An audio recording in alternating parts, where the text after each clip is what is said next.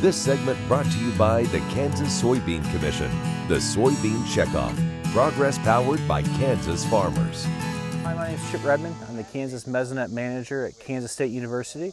Mesonet's 62 weather stations that record data real time across the state and also provide historical data as well.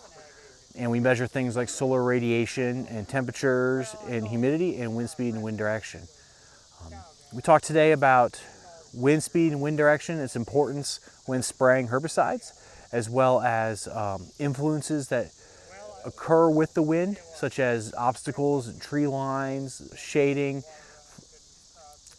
topography, and crop types as well. And those influences are really important when the producer goes out to spray in their field, because if they don't take measurements at the right place and at the right time, sometimes they don't have representative measurement for their application, and therefore they could develop off-target drift issues.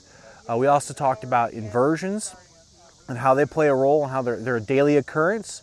We typically see them develop 1 to 2 hours before sunset, persist through the entire night, and then we see them mix out 1 to 2 hours after sunrise.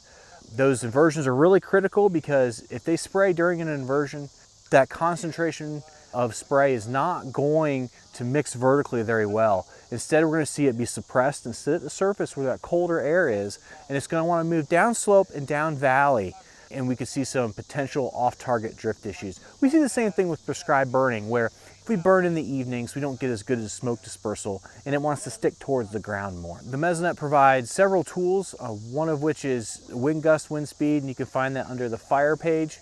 You look at current wind speeds and wind gusts across the state on all our weather stations at real time, so you can at least get some guidance tools on where wind shifts are occurring, as well as are winds meeting criteria that you're interested in.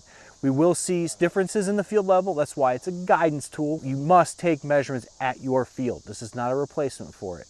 And then we have an inversion tool as well that provides real-time 5-minute data of current inversion status across the state. So you can look at local stations as well as more regional stations to get a good big picture of if there's an inversion in place.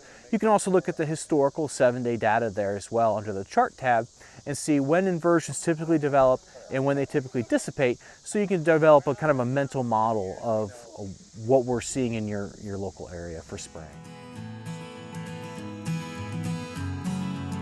Closed captioning brought to you by Ag Promo Source. Together we grow.